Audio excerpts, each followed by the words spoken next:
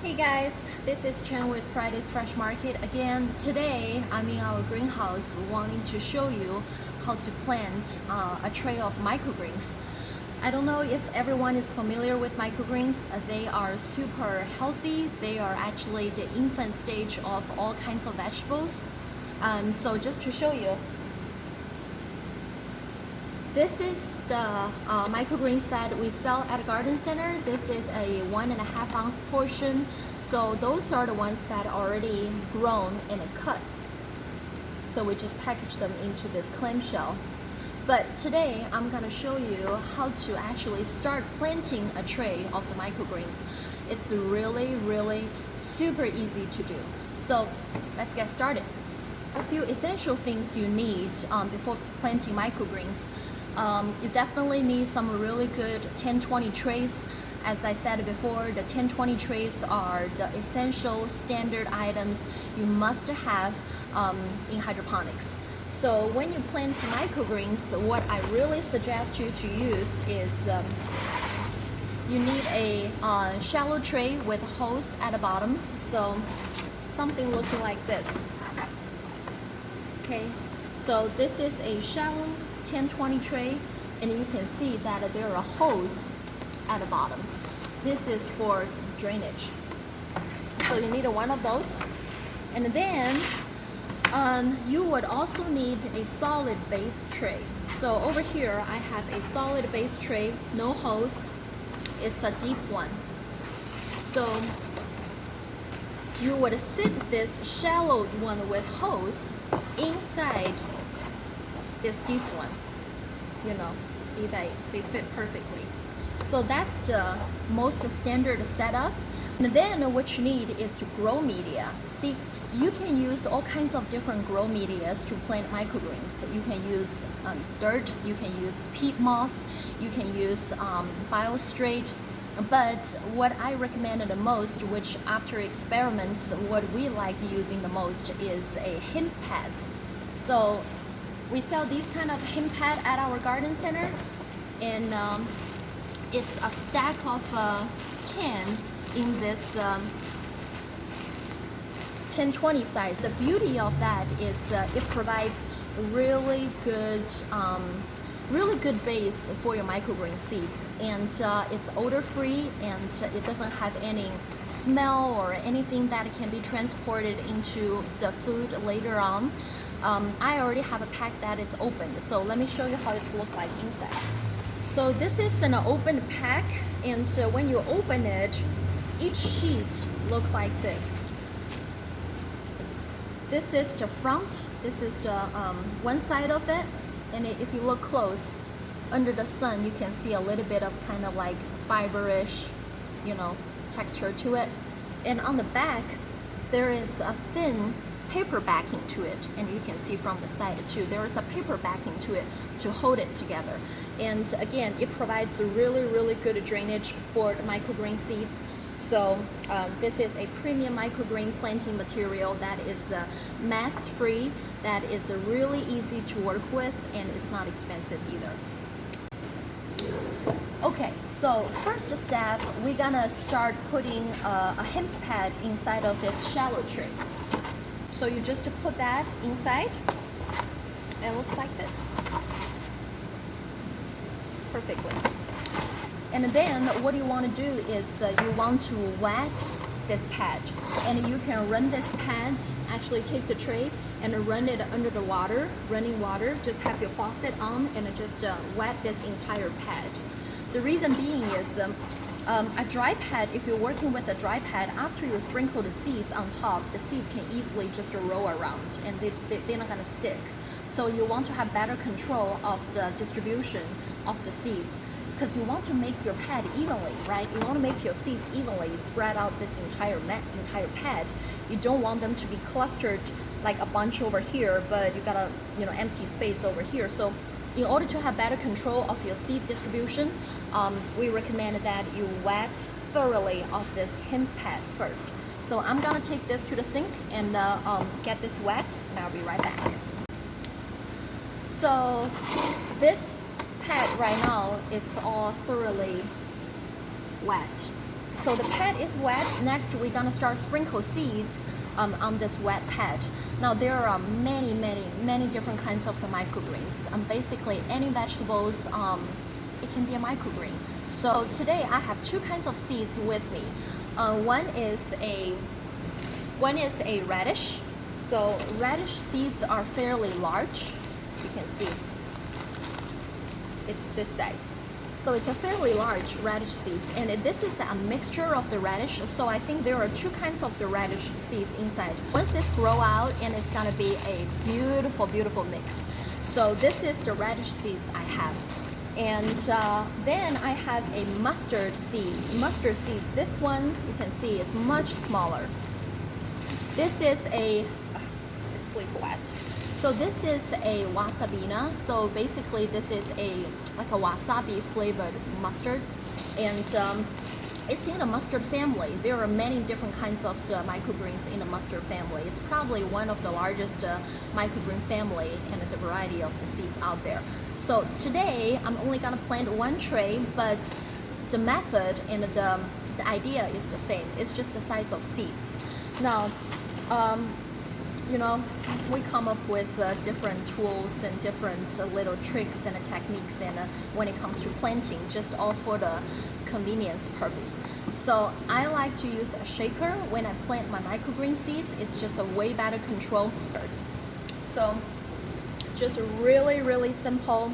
Those are the shakers that you can get anywhere. You know. Then I use the large seeds. I would go with a large seeds, have an opening like this big opening, so the seeds can definitely come through. And with the small seeds, the big opening might be too big. I'm a little bit picky, so I have a separate one just for small seeds. So you can see that different sizes for different purposes. I'm just gonna I think I'm gonna grow some radish this time because we're out of radish. So I'm just gonna fill this bottle with radish seeds. We're gonna pour some into it.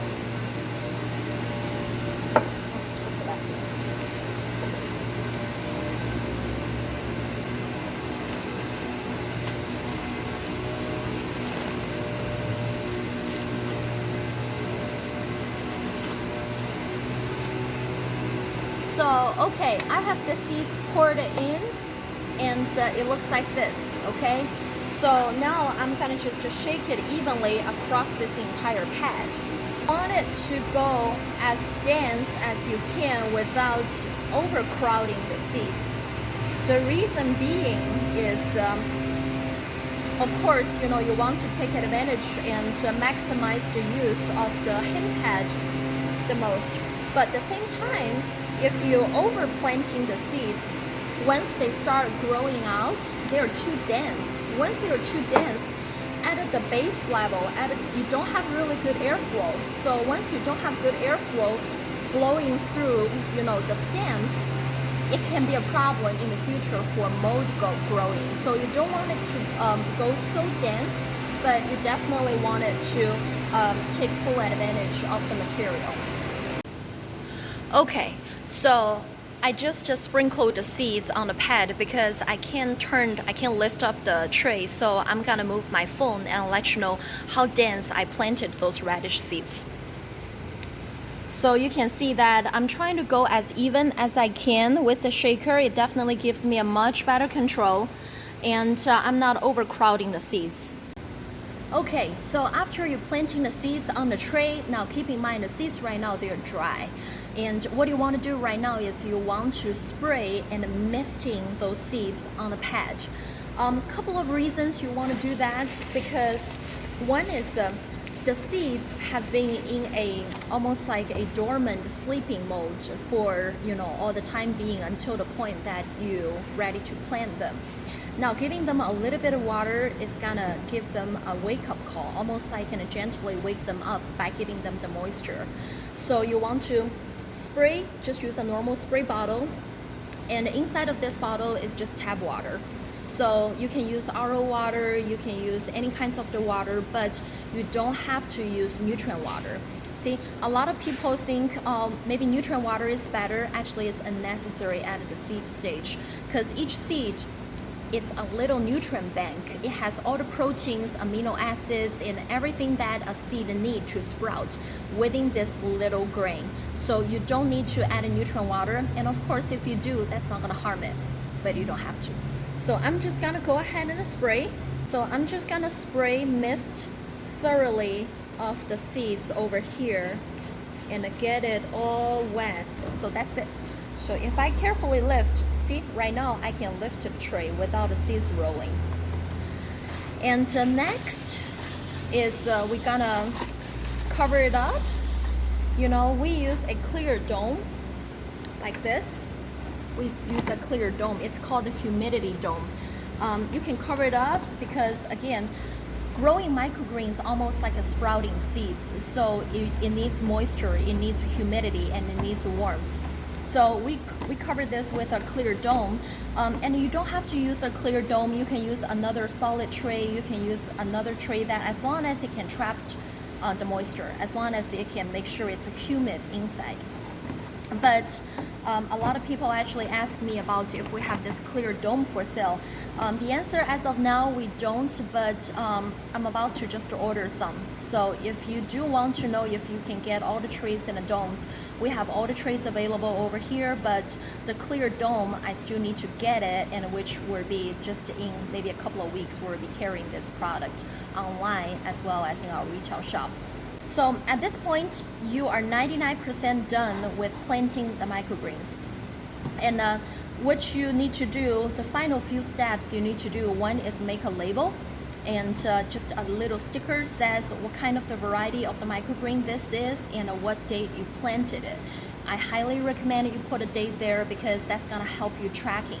And at Fridays, it's all about the data and about the analysis. So we want to know what's the date that we planted this tray of the microgreens, and then to the point that it starts sprouting, and then we can see how many days has passed by.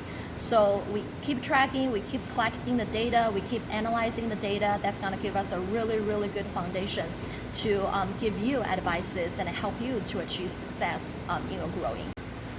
Okay, so I'm gonna take this tray to our flood table, and come with me. It's a little hard to hold the phone with one hand and hold the tray with another hand, but taking this tray to our hydro section of the retail floor, and it's really nice that we have those two huge flood table here, as you can see. So this table has been occupied with the potted herbs. So I'm gonna put the microgreens in this flood table. Okay, so I have a label here that I already made. This is kind of the label I use to put it on our tray. So this is a kind of like a white film, so it stays really well. I'm just gonna put it on the tray to mark the kind of the varieties of the microgreens I just planted, as well as the date. Then I'm gonna cover this with a clear dome. Like I said, this flood table is constantly being flooded, so I don't really need to use this solid tray. But at home, when you don't have this automated system, you can definitely use a solid tray, then put water in the solid tray, in the base tray, and then put this microgreen tray on top. So make sure the pad can get wet for germination. But here I'm just directly putting the tray in the flood table, so every time when this flood table floods up, it's gonna make the pad wet, and I have the light on top to provide the heat, and I'm gonna cover this with the humidity dome so it traps the humidity. And then give it a few days, then this gonna just start sprouting again. So once it started sprouting, we cut it down and we pack that into the clamshell, put it at a retail for sale. So the entire product is from seeds to shelf, completely locally grown here, nothing sprayed on, chemical free. So if you get a chance, then come and check us out. That's all for today for microgreen planting, and I'm gonna find a time to do the next episode, so we see you next time.